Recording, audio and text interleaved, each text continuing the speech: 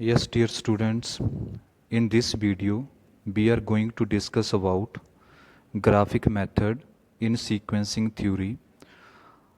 So, when we try to solve sequencing problem with the help of graphic method, then one condition you have to take into mind: in the previous methods there are number of jobs and number of machines are there, then graphic method only applied in those situation when number of jobs are only two, आपके पास सिर्फ दो jobs हैं और number of machines are there and you have to perform the things, then we can apply graphic method for easy understanding. I take the things from your operation research book, that is from KK Chawla. Then let's understand the concept properly. In this next slide you will able to learn about processing two jobs through M machine. So the graphic method एक simple approach है जो हम to job M machine के case में apply करते हैं. Good sequence आपको job को सही तरीके से परफॉर्म करने में हेल्प करता है, आपकी गुड रीजनिंग क्रिएट करता है. So whenever you try to solve question with the help of graphic method you have to use 45 degree line in case of whenever you have to shift from one box to another box, you can't cross it. So if your time left horizontal, then that is called for job 1. If vertical movement or idle time for vertical movement, then you can say the idle time for job 2. So in this way you can find out total elapsed time in completion of from job 1 to job 2.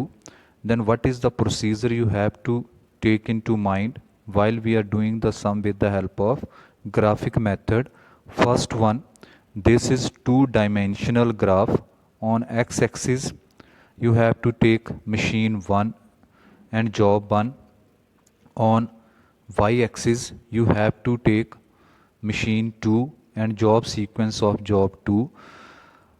Then you must keep in mind, whenever you are taking the scale on o axis and y axis must be same.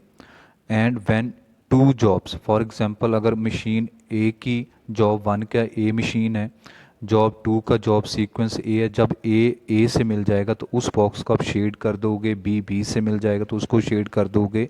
इससे आपको उन चीज़ों को identify करना easy होगा. फिर आप वहाँ जब इसको स्टार्ट करोगे 45 डिग्री एंगल के ऊपर लाइन ड्रॉ करोगे, but you can't cross the shaded area, आप शेडेड एरिया को क्रॉस नहीं कर सकते हो. Then again similar thing you have to perform. Then if vertical, then that is idle time for job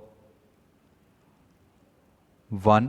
If that is horizontal, then idle time for job 2. So let's understand this with the help of the example number 20 from operation search book. So in this statement job 1 and job 2 is given, machine A, B, C, D. Then there is sequence. You have the technological order. Job 1 you have to perform on O axis A, B, C, D. Then on OY axis job 2 is there, and on this axis you have to perform the job sequence in D, B, A, C. Now जब job कितना है तो आप इसने CF cumulative frequency बनाते जाओ 0 से 4 और डॉटर लाइन वाला बॉक्स क्रिएट कर दिया, वर्टिकल लाइंस ड्रॉ कर दिया आपने. देन 4 to 6 है, अब 4 to 6 कितना हो जाएगा, बी जब मशीन आएगी पास 4 + 6 10.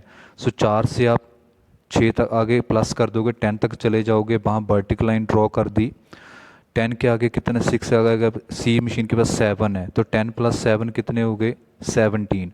एक वर्टिकल लाइन आपने डॉटर ड्रॉ कर दी. फिर उसके बाद आपके पास डी मशीन के ऊपर जो वैल्यू है दैट इज़ 3।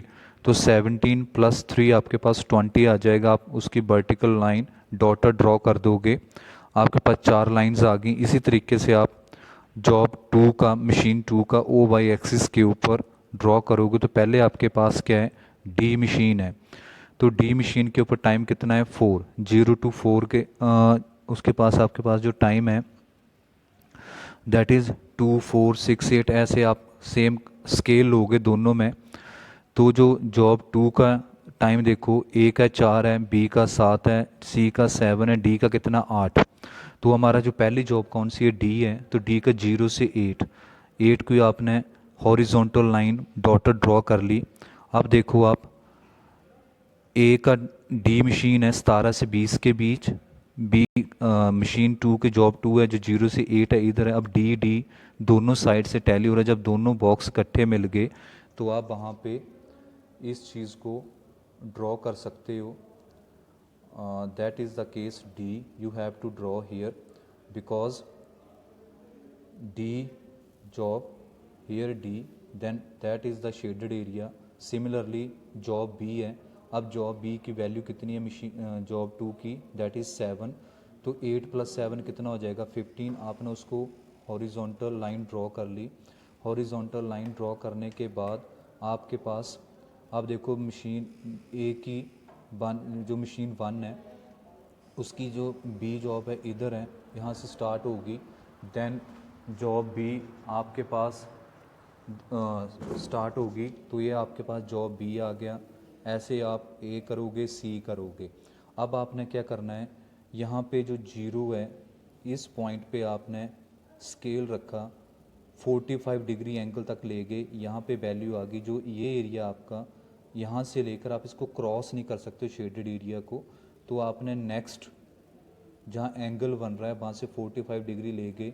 अब यहाँ से लेके यहाँ तक जो ये एरिया आपका, ये idle time for job machine job 1 के लिए है। Then idle time for job 2, ये जॉब 2 का आइडल टाइम है। अब ग्राफ के ऊपर जब आप प्लॉट करोगे तो वहाँ पे जो डिस्टेंस है सेम होता है। देन आप फाइंड आउट कर सकते हो, इससे आप total lapse time find out कर लोगे। जॉब 2 को कितने वेट करना पड़ रहा है, 2 आवर्स वेट करेगी job 2 and further processing. So next job को जाएगा। सो आइडल टाइम मशीन 1 को 6 आवर वेट करना पड़ेगा, मशीन जॉब 2 को 2 आवर्स। सो अपना आइडल टाइम फाइंड आउट करना है, क्योंकि टोटल टाइम तो इनको 24 पता ही हमें। जब आप सी एफ अपनाओगे that is the total lapse time, plus plus करते जाओगे, आप सी एफ अपनाओगे दोनों का कम्युलेटिव फ्रीक्वेंसी जब उसकी करोगे तो दैट इज़ द जो मैक्सिमम वैल्यू आएगी। जहाँ पे ये चीज़ देखो, इधर से 24 है, 20 एंड 24, तो that is the lapse time. अब आइडल टाइम क्या होगा, वर्टिकल के केस में अगर वर्टिकल है तो क्या होगा, आपके पास जॉब 1 आ जाएगी। अगर हॉरिजॉन्टल है तो जॉब 2 आ जाएगी। सो इस तरीके से आपका graphical method in case of sequencing theory apply करते हैं हम। Then in the last, I hope so graphic method in sequencing clear to everyone. So don't forget to like and subscribe my channel. Thank you students.